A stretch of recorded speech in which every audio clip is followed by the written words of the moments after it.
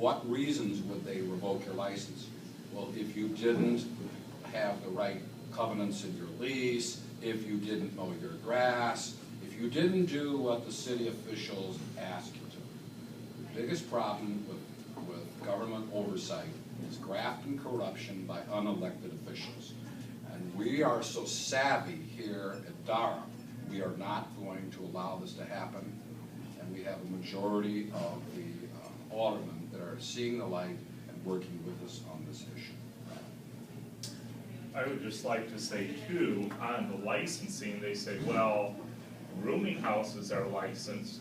And you know why rooming houses are licensed? Because they're non-conforming building structures, which means they were not built for the purpose they are intended. And that is why rooming houses are licensed, right? Or excessive occupancy, i.e. a dorm or some type of facility where more people have access than a normal apartment. All the apartments in DeKalb, and really anywhere in the United States, are built to BOCA codes of the time that they're built. So that's why they're conforming. And what Mark Bernanke wants to do is not adhere to the fact that these are conforming buildings being used for what they were built for. He is using health and safety as a Trojan horse to access these buildings on a hunch. Last thing is with license and inspection, it costs a lot of money to snoop on people, and in a lot of communities, there are so many doors to check. You might only get looked at once every 60 months, but they're asking you to pay every year, even if you're not inspected. So you see what this is an employment tool for the municipality to beef up their staff at the expense of the taxpayers. Last thing, we all pay taxes now. We all pay our real estate taxes. We pay all the other taxes. This would be a new tax to help us run our businesses, of which we're doing just fine. Questions? Actually, one more comment, if I could. Besides the points that were clearly just made, another major concern is that when I rent to a tenant, there are certain things that I can ask on the application and expect truthful answers. There are other things that can certainly be verified by speaking with previous landlords. But one thing I don't know is, do you play your music loud? Do you like to have keg parties? Do you know a lot of people that are going to frequent this particular residence? I don't want to have my livelihood scrutinized or potentially taken away from me by the actions of these tenants when I have no way of knowing in advance what their behavior may be.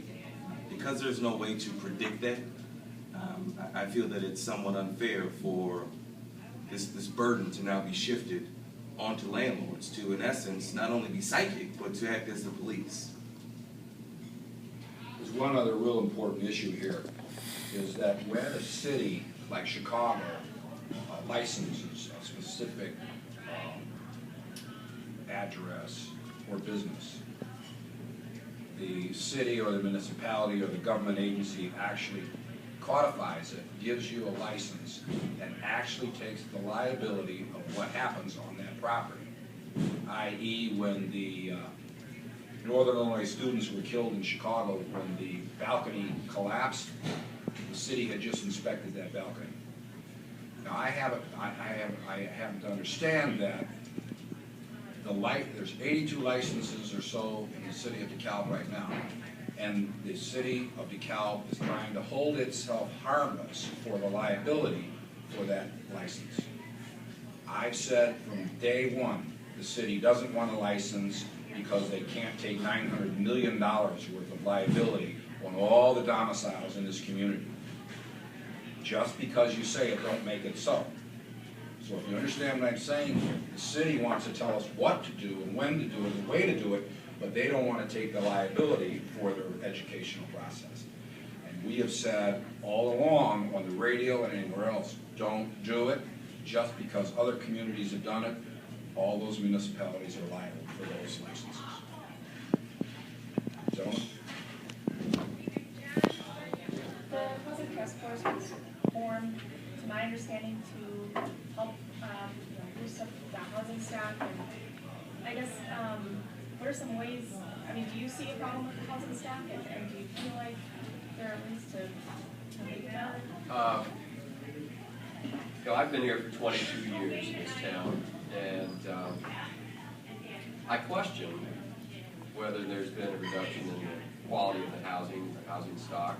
I think maybe some maintenance issues, but you know what? We've seen them for the last 22 years I've been here. And if you stop to think about it, there's been a great deal of apartments built after my arrival in this town, 1990.